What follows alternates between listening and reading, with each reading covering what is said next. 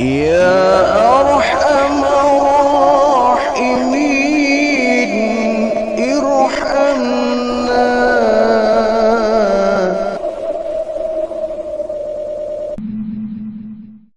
Banding-bandingkan antara dunia dengan surga, indahnya alam dunia dengan indahnya alam surga, ya tentu jauh ya. Tidak sepadan sedikit pun.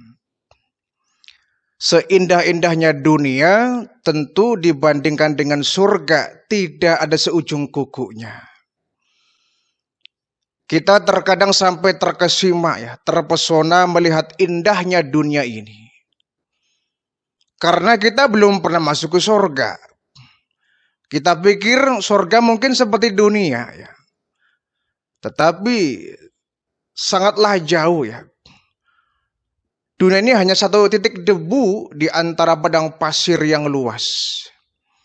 Jadi indahnya dunia tidak akan pernah sama dengan surga. Di surga itu kata baginda Rasulullah ya, mala ainun ra'at wala udhunun sami'at wala khatara ala qalbi bashar.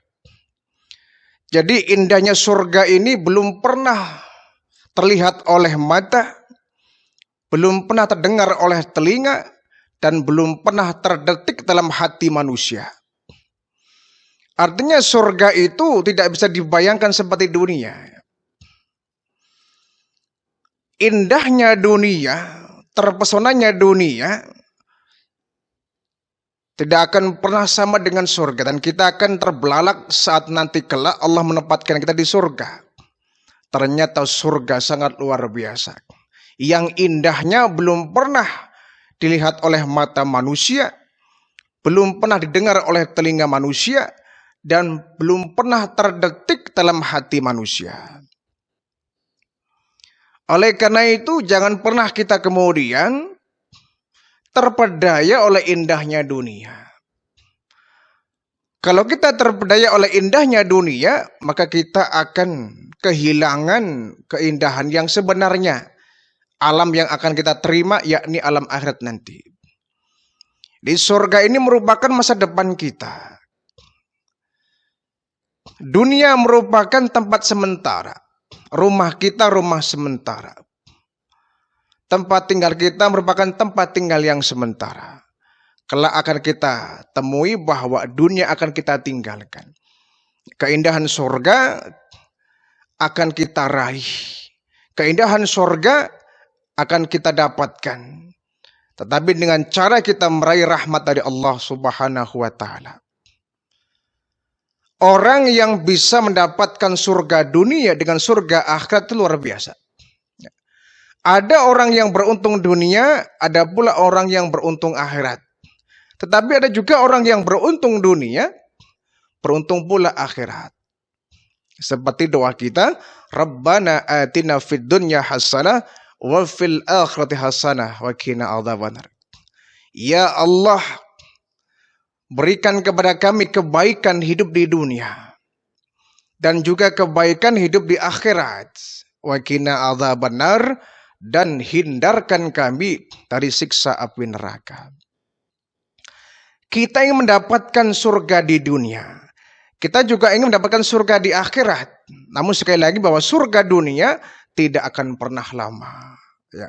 Jangan pernah kita jadikan surga dunia sebagai tempat tinggal kita yang terakhir. Ya. Jangan sampai kita anggap dunia sebagai pelabuhan kita terakhir. Surganya dunia hanya sebatas umur kita. Tapi surga akhirat, khalidina fiha, kita akan kekal di dalamnya. Ada satu kisah, semoganya bisa menjadi etibar untuk kita. Ya. Dahulu kala, ada seorang raja bernama Shaddad. Ya. Mungkin kisah ini sudah pernah kita dengar ya, dari kisah para ulama-ulama kita. Shaddad bin Ad bin Aus bin Arum bin Syam bin Nuh. Jadi silsilahnya sampai kepada Nabi Nuh alaihi salam. Jadi beliau merupakan salah seorang cicit dari Nabi Nuh ya. Nah, dia punya obsesi ingin membuat surga dunia. Ya. Kebetulan Ad ini, orang tua Syadad ini, memiliki 3 anak ya. Syadad, Syadid, dan Arum. Ketika Ad ini sudah usia tua renta, ya, sudah hampir meninggal dunia lah mungkin cara kita ya. Dikumpulkanlah 3 anaknya ini, Syadad, Syadid, dan Arum. Wahai anakku, ini kerajaan besar kita, istana megah kita, harus ada yang meneruskan. Sekian lama aku menjadi seorang raja dengan segala kebesarannya, tetapi ya bagaimana aku adalah manusia, dan manusia wajib mati. Maka nanti ketika aku meninggal dunia, tolong teruskan ya, istana ini kalian jaga dengan sebaik-baiknya, dan di antara kalian harus ada yang menjadi penggantiku seorang raja.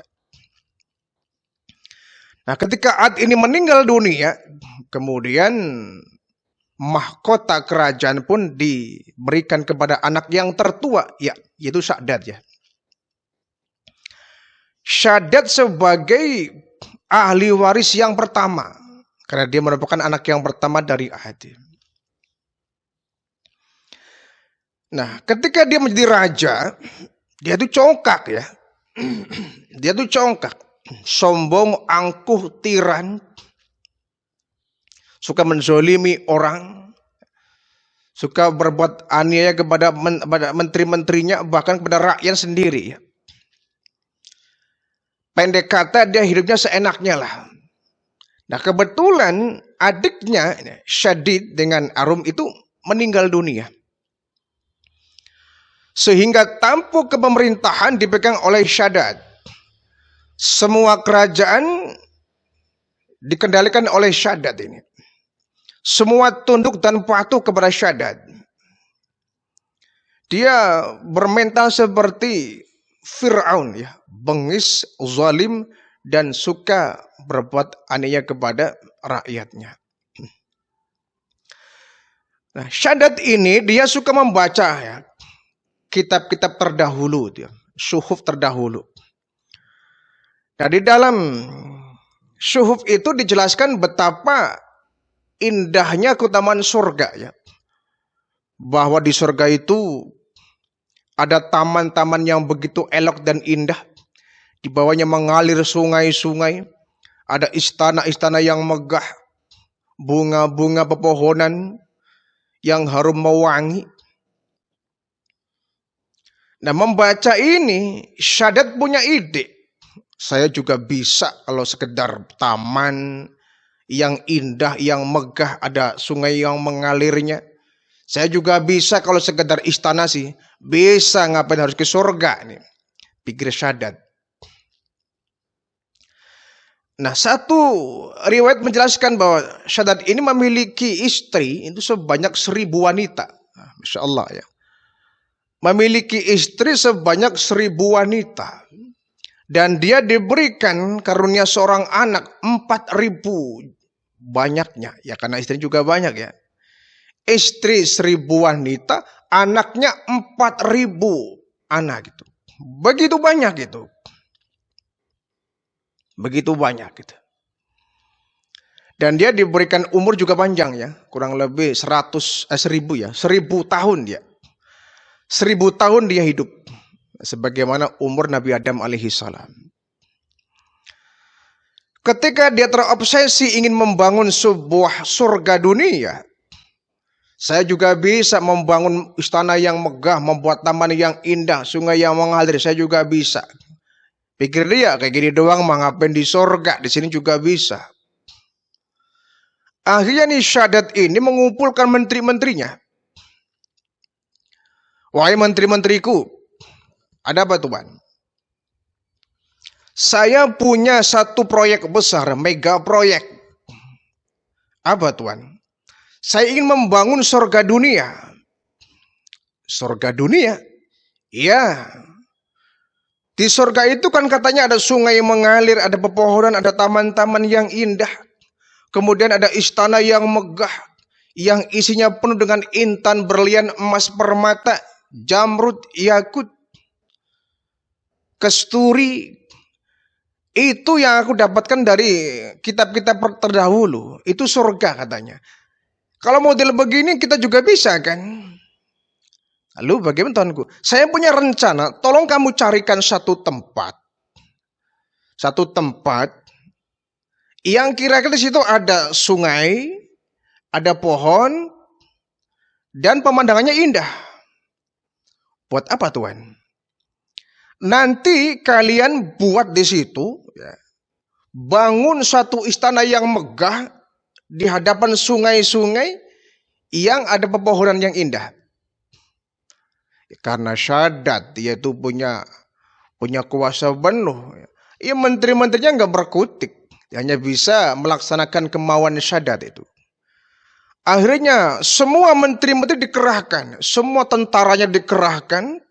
Bahkan rakyatnya pun semua dikerahkan untuk membangun istana yang megah, ya, ingin menyamai surga. Ini kan konyol ya. Ini kan konyol. Ya karena memang sejauh pemandangan pemikiran Syadatnya. Dengan pendeknya pikirannya dia mengatakan bahwa yang gini mah di dunia juga bisa. Masa bikin istana nggak bisa? Bisa lah, kita juga bisa bikin surga ya di dunia ini. Jadi semua rakyat dikerahkan untuk membuat istana yang megah. Dibikinlah ya istana yang megah, yang tiang-tiang dari jamrud ya, batu jamrud yang begitu indah. Kemudian dindingnya juga dilapisi emas, intan, perak, ya, mutiara yang begitu indah. Diukir sedemikian rupa. Kemudian di depan istana juga dibikin taman yang begitu indah. Ada sungai-sungai yang mengalir. Kemudian pepohonan pun dibikin seindah mungkin. Ditata seindah mungkin. Kemudian diberikan wewangian. Ya. Pokoknya dia ingin menyamai seperti surga yang digambarkan oleh Allah melalui kitab-kitabnya itu. Nah, di dalamnya juga diberikanlah itu ya, karpet yang begitu indah dan empuk ya, dipan-dipan yang sangat indah ya, kamar pun ditata sedemikian rupa ya, kemudian dipannya pun, kasurnya pun cari yang paling empuk, dikasih wewangian yang sangat harum ya. Pokoknya dia ingin semirip mungkin dengan surga yang digambarkan oleh kitab-kitab terdahulu, para nabi-nabi terdahulu. Namun sayang dia itu ya. Kata menterinya, Tuan, ini kita mendapatkan emas, intan, perak itu dari mana? Gampang itu. Rakyat kita kan tuh banyak yang punya emas. Lalu rampas saja itu dari mereka. Rampas dari mereka. Rampas saja mereka yang punya emas ambil, yang punya perak ambil, yang punya permata ambil. Kalau mereka melawan ya tinggal dibunuh sajalah, mudah itu. Sehingga dia tuh belusukan ya. Para menteri-menteri dengan tentara itu belusukan ke kampung-kampung, merampasi emas-emas milik rakyat. Nah, diantaranya ada 2 orang yatim ya. Ada 2 orang yatim yang dia kebetulan juga punya emas ya. Peninggalan dari bapaknya, dari orang tuanya. Dirampas itu, nggak peduli yatim, nggak peduli yatim piatu. Dirampas semua, nangis nih yatim ya. Itu benda satu-satunya peninggalan dari orang tuanya. Dirampas oleh tentara Syadat ini. Setelah selesai, ya, finishing pun selesai, istana pun megah sekali. Ya. Di sekelilingnya juga taman-taman yang begitu indah. Dengan harum semerbak mewangi. Kemudian menterinya dilaporan kepada Syadat di istananya. Wahai Tuan Raja, gimana? Udah selesai? Sudah Tuan. Seperti yang aku minta? Iya, seperti yang Tuan minta. Kalau begitu, aku perintahkan kalian semua. Kita akan pindah. Semua barang-barangku, semua kekayaanku di istana yang lama, kalian pindahkan ke istana yang baru. Jadi itu menurut satu riwayat, lamanya membangun surga ala syadat ini, ya, membangun istana, membangun taman-taman yang indah, itu menghabiskan waktu 300 tahun. Bayangkan, subhanallah. Menghabiskan waktu 300 tahun. Mendesain sedemikian rupa, seindah mungkin itu. Istana sebagus mungkin, seelok mungkin, taman seindah mungkin. Didesain sedemikian rupa, membutuhkan waktu kurang lebih 300 tahun lamanya.